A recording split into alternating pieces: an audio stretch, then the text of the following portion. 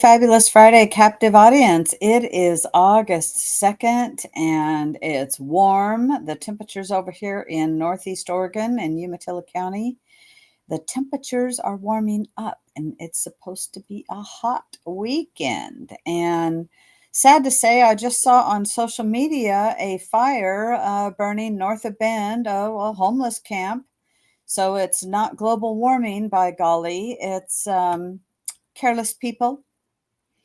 Anyway, it's sad because we've had a lot of fires, and in fact, so many fires that 1.2 million acres have burned in Oregon, four times more than the average for this time of year. And we're just entering the hot month, and some people would say, well, it's global warming. Those people would say that. But yet, 80% of the fires that have happened in Oregon have been more likely arson, but human caused for sure. And, we talked about that, I think it was on Wednesday. And there's just a lot of fires. So please, everybody, please, please, please be super duper careful as these temperatures warm up. And if you see something, call 911, try to put something out because they're catastrophic. And to have had 1.2 million acres burned just this year, this is awful. And there leads a lot of hot spots out in the forests. And, so we just have to be careful and do better. I know right now over in Wallowa area, there's some fires going on. And in fact, I watched some video of the airplane scooping water out of the lake. And, while that's kind of cool to see, the fires are not. And so there's a lot going on, and just be careful, be careful, be careful. That's what I got to say. Is the Durkee fire? I don't know. I think some of that Durkee fire is still going on. And I do. In fact, there are fire crews mopping up just because, like, maybe, it's 50% contained or something like that. There's these areas that it smolders, and then we get a whole bunch of wind and hotter temperatures, and it just flares things back up. So I don't know. But there's a gal I know is in the area, and she's had I saw her post about fire crews over by her, and they at their place were going around and putting out some of these hot spots that they saw smoldering. I mean, how many of us that live here have seen in the winter, you see the coals still, you're still seeing the forest is smoldering in the ground because of all of the needle debris that is thick on the ground. So yeah. 112 in Laughlin. No, thanks. No, thanks. I've been in that heat, and I don't miss it. I don't miss it at all. Well, hey, I wanted to talk to you about some ballot measures. And there are now, I just posted an article that is from the Oregon Catalyst, 5 measures that are making the November ballot. And I will tell you what's funny, not funny, is I was working on an educational flyer for voters because our fair starts on Wednesday here in Umatilla County. And when I had looked, I only saw 4. Now today there's 5. So either the information I was looking at was wrong or another one got added. And so I thought I would start by talking about what these are, because it's more than just ranked choice voting. So Measure 115 is impeachment powers. And this would give state lawmakers impeachment powers over the governor, the Secretary of State, the BOLI, and the treasurer. So just a limited number of Gosh, I wish I had that one, my sample. I wish I did because I had more information on it, but I don't have my sample thing here. And so that would be where we are one of the last states, among the last states to not have any impeachment powers. And if you can recall, had there been some impeachment power, um, maybe we could have gotten rid of Kate Brown sooner. I don't know. But the impeachment power, it still takes 2/3 in order to impeach. So it's a high bar, and but it's possible. And quite frankly, I think that's a good one. I think that our state should have impeachment. We have no way to impeach or remove an officer that's bad. And I'll truthfully, when I first read about it, I thought, no, why would I want our legislatures doing that? If the Democrats don't like, because we've been under Democrat control for longer than I've lived here, and 30 years or so. And no, I haven't lived here 30 years, but it's been about 30 years as I've studied. That we've been under Democrat control. We have been in the super minority. Thankfully, now it's only the minority. And hopefully, this November, we will pick it up and we'll pick up seats and not be in that. So, who backed or wrote these measures? So, you know what? That is really a great question. And if you go on Ballotpedia, which is where it feels like 30 years, yeah. Well, if you go on Ballotpedia, which is what I was looking at, it gives a concise information of who was backing it. And some of them was legislature backed, and others were ballot initiatives. And this one, if my memory serves, it was a legislature backed, and it was actually bipartisan. That was on, like, everybody, darn near all the Democrats and Republicans voted to send this ballot measure in and to be voted to the people. So I think that's a good thing. So as I started to say, I kind of then wondered, maybe it isn't. But, we do need to have that because Kitzhaber resigned over his girlfriend's pay to play scheme that she had going on. And so there was a quid pro quo there. And so he ended up resigning, but he truthfully didn't have to. But there was a lot of pressure from the Democrats as well for what he was doing. So he did. And people that have a conscience would be more likely to resign than those that want to be a dictator, much like Governor Brown was. We'll see what Tina Kotek's going to be like. But remember, she was the leader under Brown that is now our governor. So we'll see. We'll see. Maybe she won't be as bad. We can only hope, right? So that's Measure 115, impeachment powers. And it will give state lawmakers impeachment power over the governor and other statewide elected officials. And that's it. Only statewide elected officials.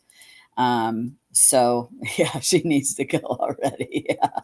Yeah. And I think we want to be able to impeach the governor and, let's do that. So the Measure 116 is a salary commission for state lawmakers. So this would create a new state commission in order to determine salaries for state lawmakers. Well, I know that our legislators have wanted a raise, and yet in our Constitution in Oregon, that's not how it was designed. They were not there to be full-time, lifelong politicians, although many are. But you are to be a part-time representing the people and have a job. So this would create a commission in order to determine salaries for state lawmakers. Oregon lawmakers are under this. This is from Oregon Taxpayer Association of Oregon. They are actually supportive of this. and which surprised me because all it's going to do is cost Oregonians more. And I don't know, you can go on both sides of this. Well, if you, and I heard this from a sitting senator at one time, it shouldn't just be the rich that are getting elected. Well, I don't think people that have been farmers or that are farmers or those that are working on the fires right now and they are part-time other legislators, I don't think they're wealthy and they're rich.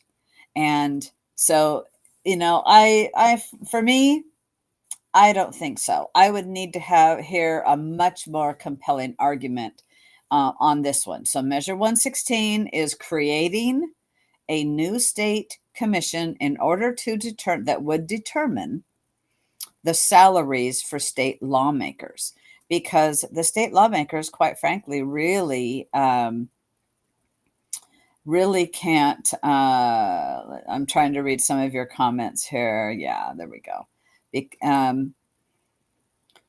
Yeah, Measure 116. The state lawmakers, they can give themselves a bit of a raise, but not really to a salary. And those that are working for them get a salary. And they're saying that this creates a process for this issue to be addressed. The Taxpayer Association of Oregon has supported for many years increased pay for lawmakers as a way to open up our republic to more everyday people and not just the upper income Oregonians who can afford to leave their job for several years. Well, you know what? I think they just about, I don't know, of the legislators that I personally know, they all have a job except one. I can think of one that doesn't have a job. The others being their farmers, ranchers, fire, working, through fire departments or in the fire industry, fighting fires, loggers. You know what? I kind of like that's representative of the people instead of a higher paying job that you can then quit your job like the federal government. And a lot of areas they go, well, in this state, and that's not saying this here in this article, but well, in this state or this city or this county or whatever, they're making more money. Well, you know what? You just don't have to compare it to that. It doesn't have to be one size fits all. So for me, I'm a no, but that's just me. Yeah, it's Measure Title 116. Yeah, Bobby, I hear that when they drop the stupid taxes. Okay, 117 is ranked choice voting. That's where you get to put in, you rank the candidates. Who do you want? And it would be for federal and statewide officials only. And you rank the candidate instead of a regular vote. It is not one person, one vote. It's groupthink and it's group vote. Because if the first one doesn't come up, if the first one that you voted, your first choice, doesn't win a majority, then they're dropped and your votes are dispersed to the rest of the candidates. I'm telling you, this thing is really bad and we don't want it. Portland has adopted it, and Eugene voters just rejected it last May. And with the Taxpayer Association for Oregon's help, thank you, Taxpayer Association. There are things that you do great work on, but I think you missed the ball on the Salary Commission. Maybe because you have a lot of friends in the legislature. I don't know. So ranked choice voting, which is Measure 117, exactly, that is a heck no. Measure 118 is a 3% tax for free rebates. Well, nothing's free, right? Everything. There's no free lunch. Never, never, never. So what it's saying in this article is this measure levies a 3% tax on larger businesses that are doing 25 million in more than 25 million in sales. The tax is a tax on revenue, not a tax, on profit. So it's the tax before you've ever made a penny. So many companies that are losing money would still have to pay as they teeter near bankruptcy. So you wonder why businesses are leaving Oregon. This is one of the reasons. And the money collected would go to a $750 rebate for every person in Oregon. Homeless, illegal immigrants, or migrant, they says migrants, they're immigrants, illegal immigrants, students studying in Oregon from abroad, they would have to live here for, I believe it's 120 days, and it could be 160, but I think it's 120. And then they would get $750 rebate every year. So does that mean they're going to get a check? I don't know. But Measure 118, the corporate 3% corporate tax and Oregon rebate, is the governor is opposed to it even.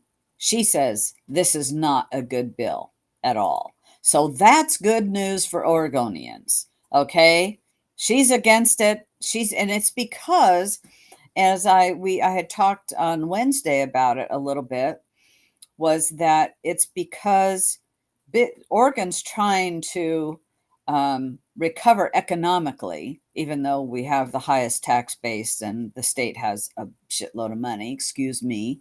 It's flush. That's what I should say. It's flush with money. There's so much so they're trying to create new ways to spend it. We just don't need this. And it's a way of, businesses are already taxed to heck here in the state of Oregon. And I'm going to talk a little about that after covering this. So that is Measure 118. And yeah, the taxpayers are absolutely suffering. Yeah, look at Intel. I'm going to talk about that. So that is a no. No more taxes. No, no, no, no, no. Now, Measure 119 is one, that I did not know about. Measure 119, and this has got to come from pressure from the unions.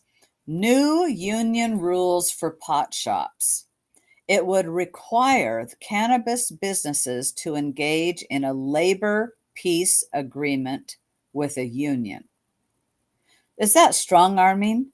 Asking the citizens, why can't you have free enterprise? Is that strong-arming them that the citizens of Oregon are going to mandate a business has to have a labor peace agreement? I would think that's unconstitutional, but what do I know? I'm not a lawyer. That's just like common sense to me. I don't know. So I'm a no on that. If you've got so I'm gonna, when I read this, I go, oh, let's see, the unions want a bit of the pot business and the cannabis business and the CBD business. That's what they want. The unions want into that business, and it's a cash business, don't you know?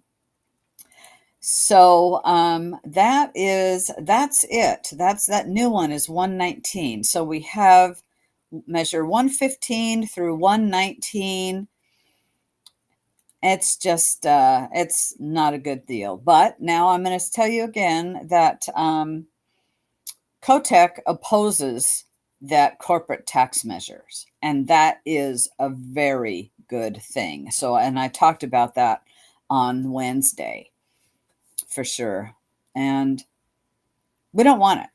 She says it may look good on paper, but its flawed approach would punch a huge hole in the state budget and put essential services for low wage and working families at risk.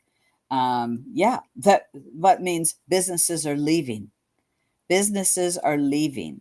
And so this fellow had hoped the progressives would support the measure, but they're not. It's a redistribution of wealth and a form of universal income. That's what it is. So hopefully this fails. So talking about Intel, well, if you heard about the jobs report, unemployment is upwards of it's over 4%, they say. I think it's probably a little higher. And Intel has announced a massive layoffs, 15,000 jobs cut after 1.6 billion loss. But you know what? In reading about this, I had no idea that they're that we being the taxpayers in the United States, that's the collective we are subsidizing the chip industry. Well, I'm all for helping a business, but after they have in reading this article, let's see, they had private planes that were flying them from one of their branches to another. They had so many things going on. It's really, really, that are free food, special, drinks, had a private gym. These are things that, quite frankly, you just don't need it. Look what Elon Musk did. He slimmed down X so much and goes, you don't need this. What other industry? You know, uh, why do you need this? And so to realize we're subsidizing that, the taxpayers are paying for that, that's no good. I'm sorry that Intel's having to cut 15,000 jobs. I'm very disappointed that they are having to lay 15,000 people off. But I will tell you, in this article, Oregon is not going to be affected, because part of their contract of getting some of, anytime you get a grant, there's government strings attached. And part of the strings that got attached was they would be hiring more people. And here it's a big, their Intel is the largest employer in Oregon. It's a big deal. And so actually, they're not going to be, they're going to be hiring more people. They're supposed to be hiring more, actually, here in Oregon.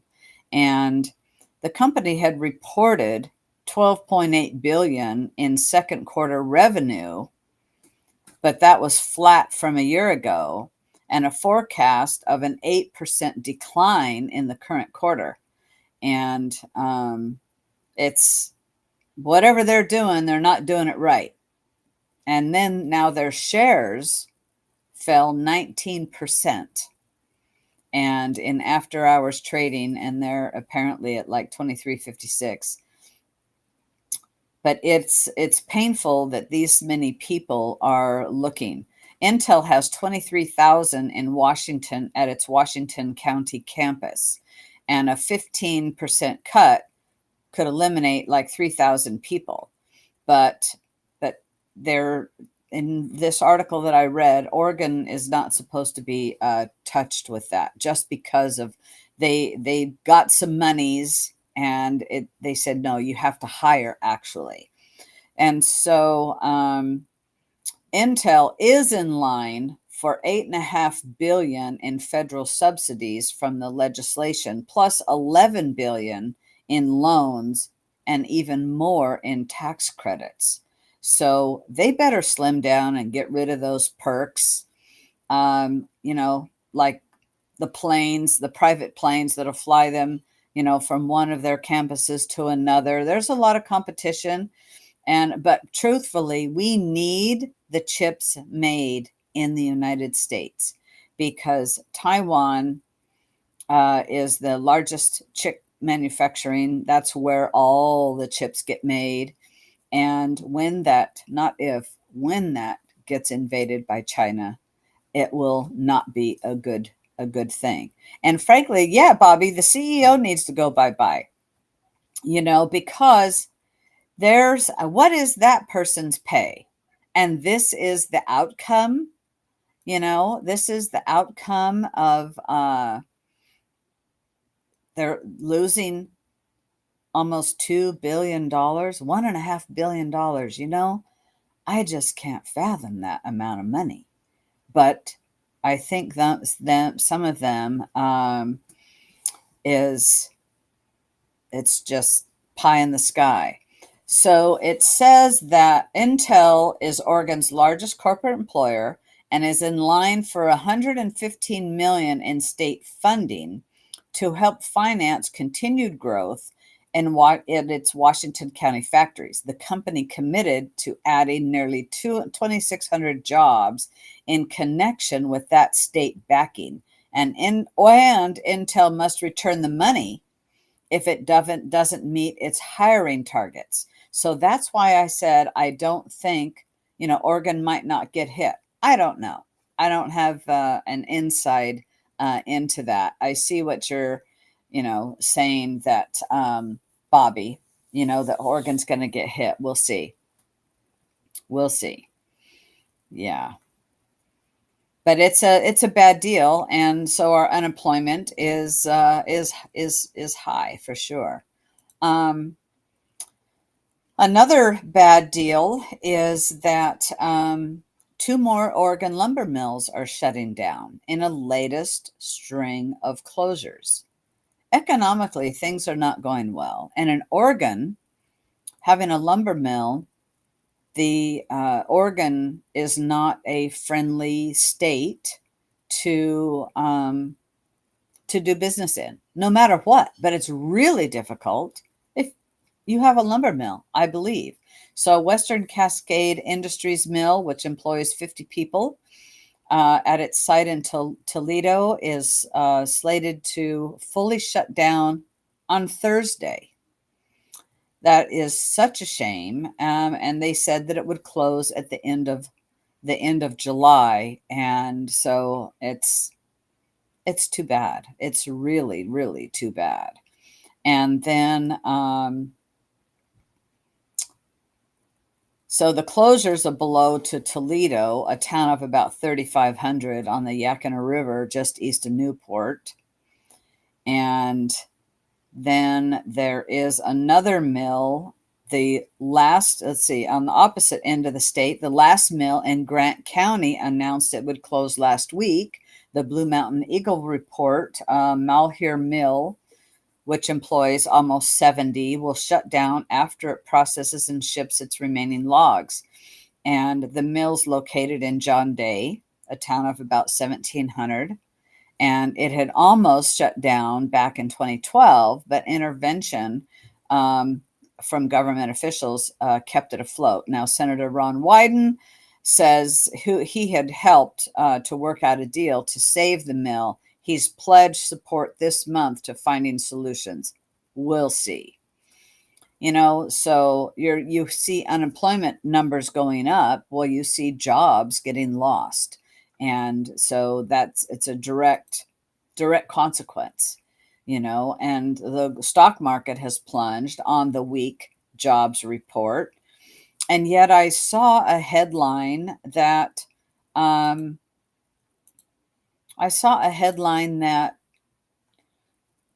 while U.S. citizens like you and me are losing jobs, that the illegals are getting jobs.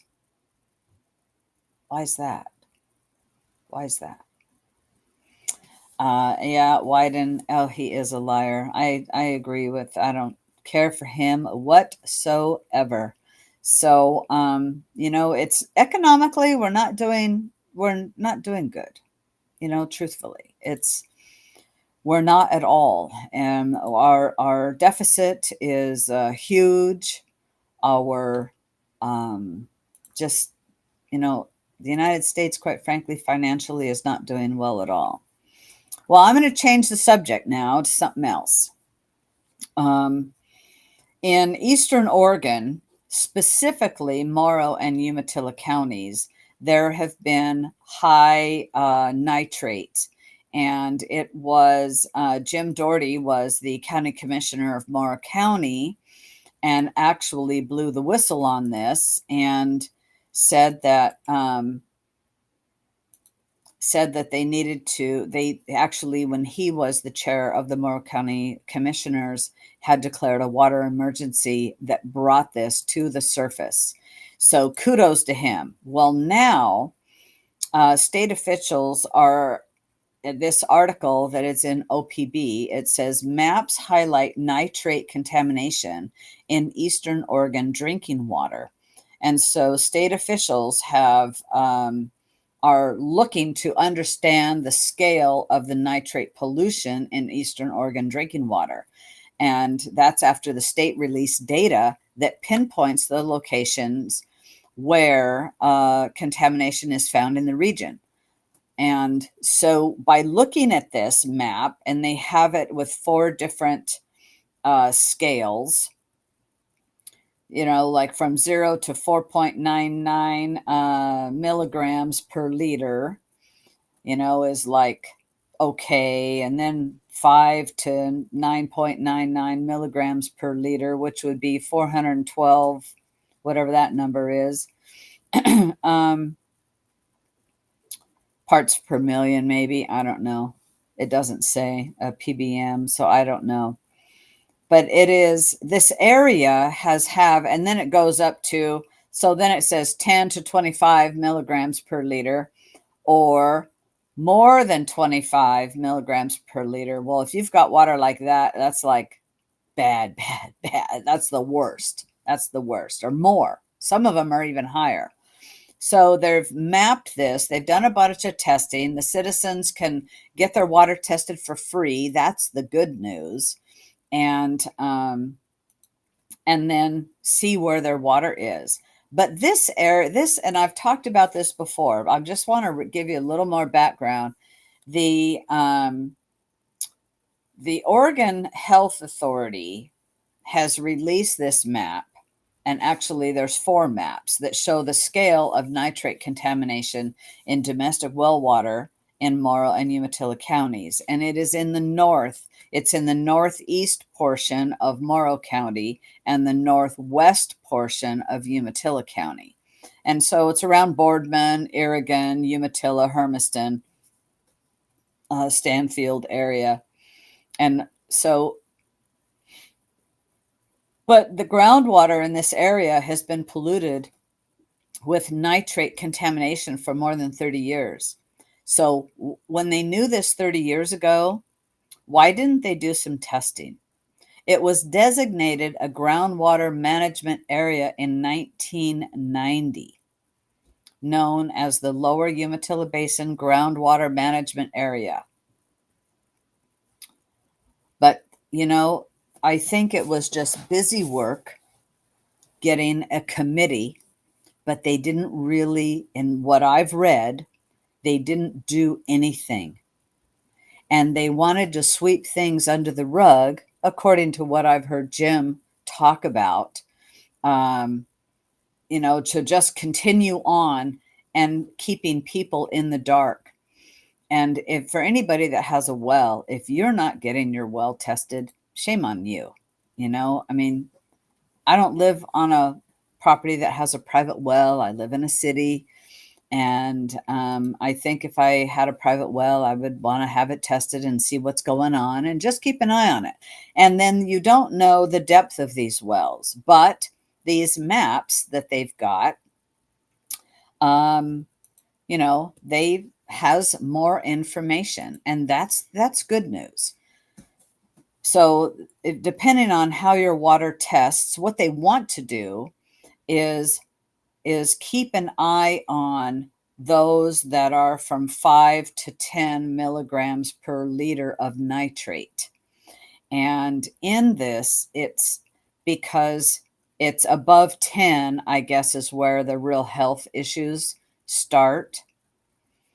It says that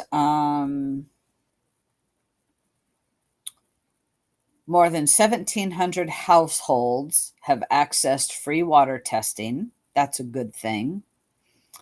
And none of the wells tested more than 25 milligrams per liter of those for more than 1,700 households. and it gave a thing in here. Folks that they're monitoring the 5 to 10 milligram because their water is safe to drink now, and they know what the nitrate levels in the groundwater are still continuing to rise. And those folks are close to 10, and because if they get over 10 milligrams per liter, then they are going to get some free water testing or water filtration equipment. Okay. And that's a good thing. But there's severe health ramifications on this. I'm trying to find it in this article.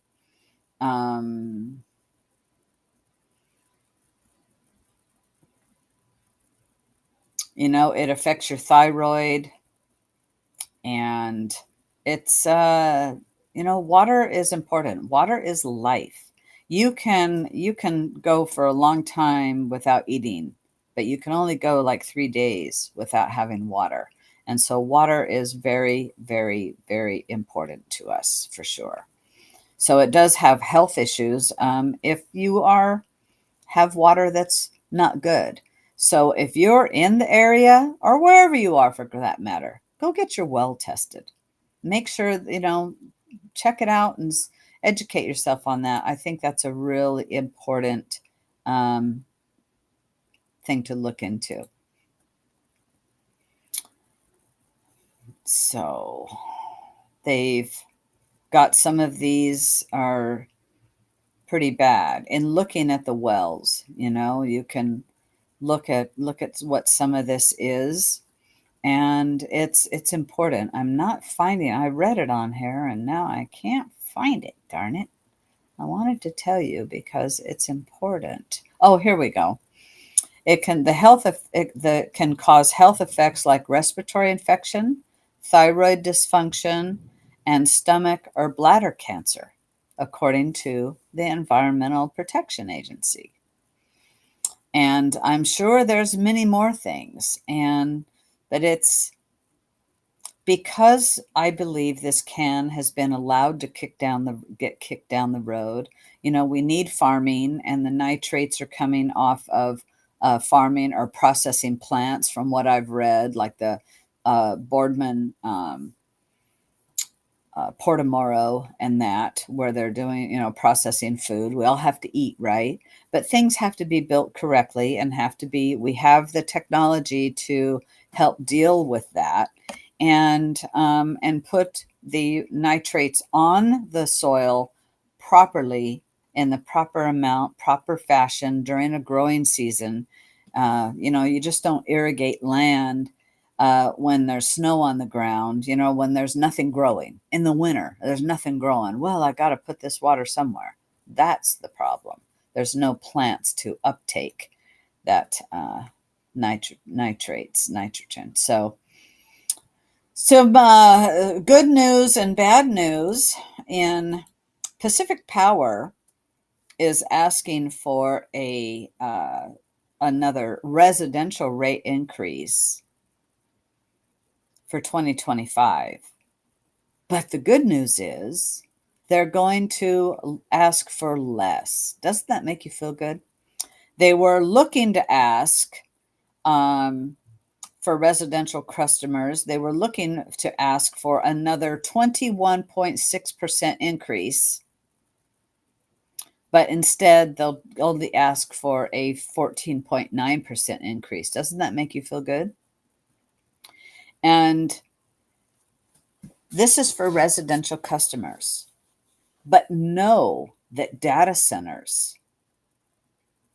centers that are right over here in Umatilla County and in Morrow County, they consume so much electricity. But guess who has to pay for it? It's the little one. It's the residential. We're the highest utility, rate paying customers everywhere. And yet these companies that have these giant profits in the billions, profits and tax credits and all of that, I think they should pay their fair share. I think they should pay more.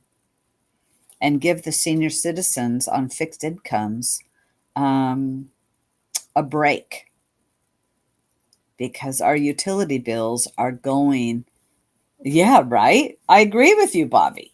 PGE shouldn't ask for anything for 30 years. Well, unfortunately, that's not what's going to happen at all. And so I just wanted to touch on that. Things are so bad. This caught my attention. California regulators propose the government to take over of oil refineries to stave off energy crisis. Now, wait a minute. We have a president who sold our reserves and stopped pumping in the United States, would not give more oil leases. We used to be energy independent in oil, and now California regulators are saying, oh, we need to privatize it and have a government takeover of oil refineries to stave off an energy crisis. This is communism, folks. This is the energy crisis is made by the government. It's absolutely made by the government. And how bad is it?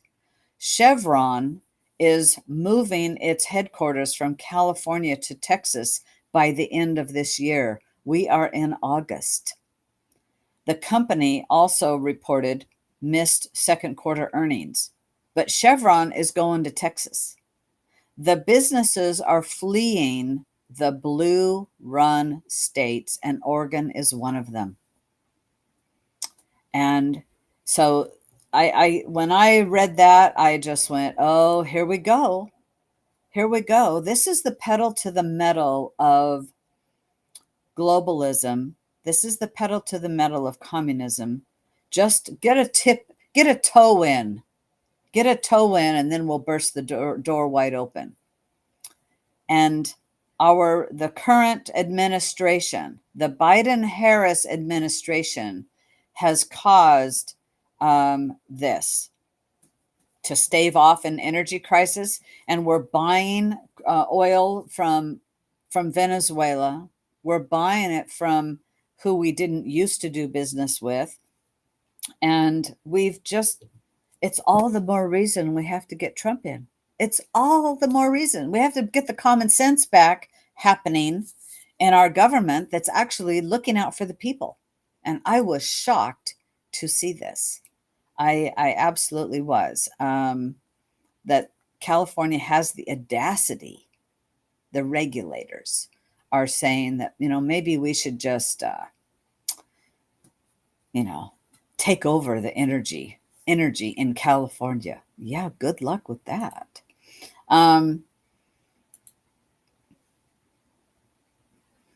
Some good news. 24 Catholic bishops demand a formal apology after the Olympic opening ceremony. I didn't watch the opening ceremony, but I saw enough of it on social media that I knew I didn't want to. And if you follow me on Facebook or X, I posted a no over the Olympics, because it's just it was atrocious. It was an affront to Catholics, to Christians. And, they only do this to Christians all over the world. They don't do it to other religions whatsoever. And there's a reason. There is a reason. So I was real glad to see, a couple dozen Catholic bishops go, we want an apology. And also,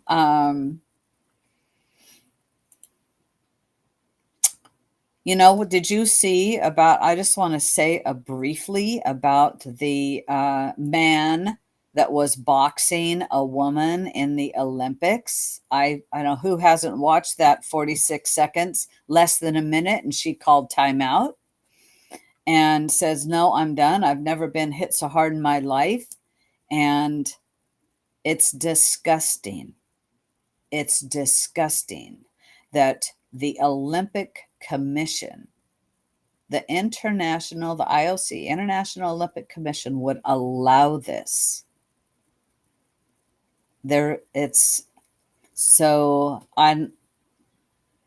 Bad, bad, bad. Bad, bad, bad, bad, bad. Yeah, I'm not a fan. Not a fan at all.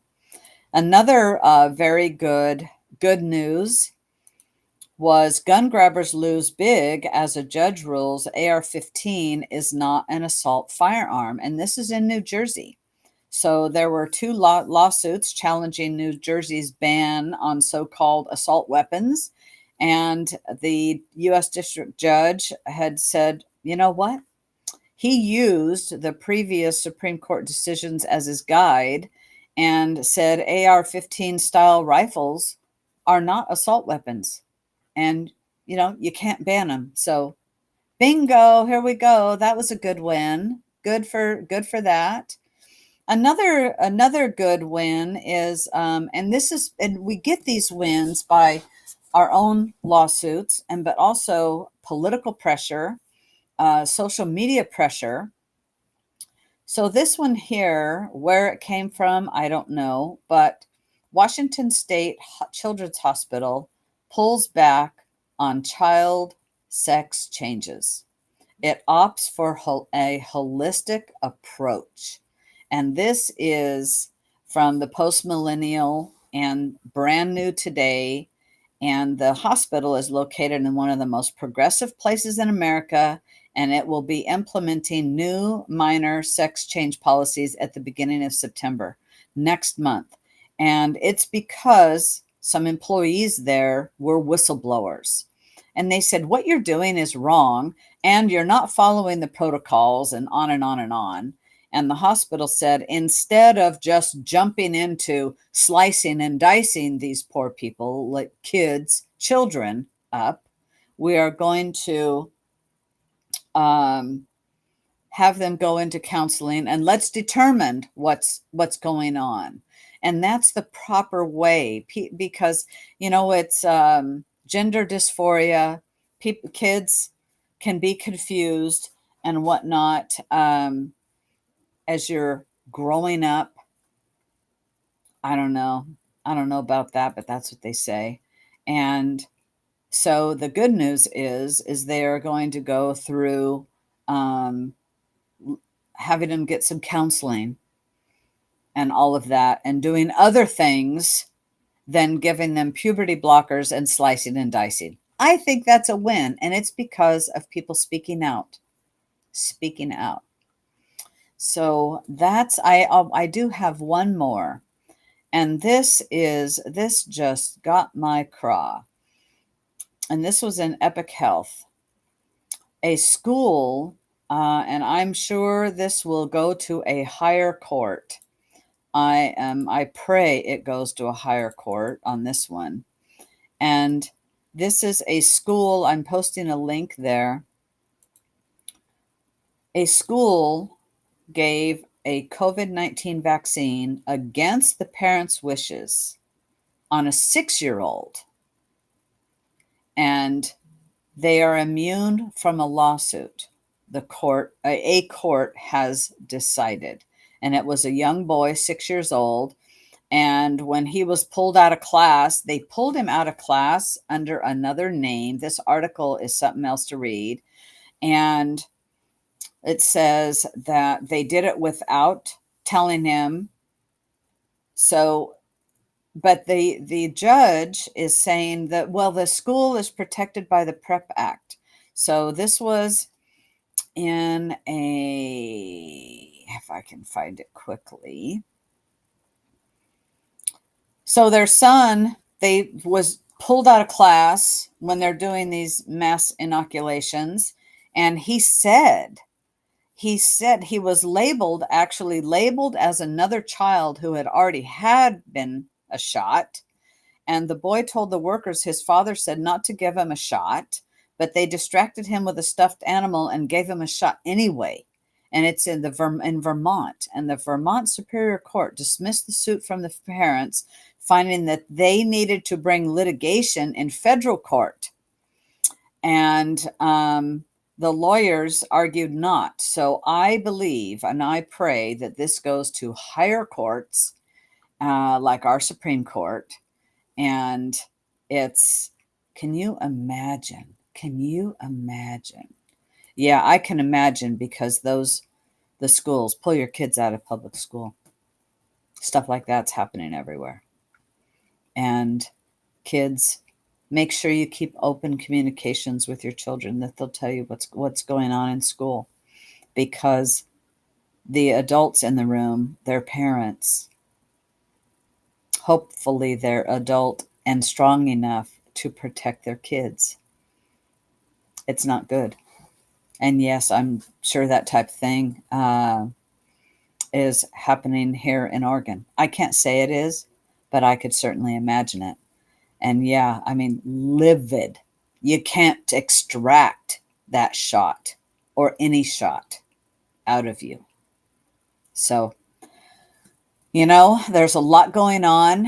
The world is heating up. The Middle East is heating up. And this weekend could be quite explosive.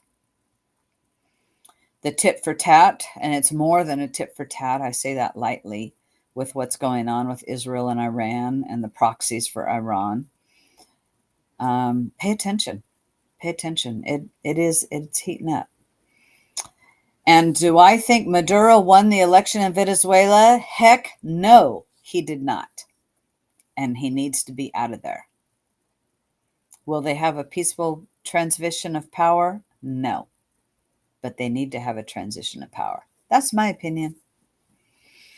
All right, guys. Hey, have a great weekend. Have a great weekend. Try to stay cool. Hope you're not in the smoke zone. Hope you're not around any fires. Don't remember to go outside and have fun, because it's not all bad. But there's certainly a lot of bad. But you know what? There's areas of go have fun. You need a balance in life. And yeah, hug your loved ones.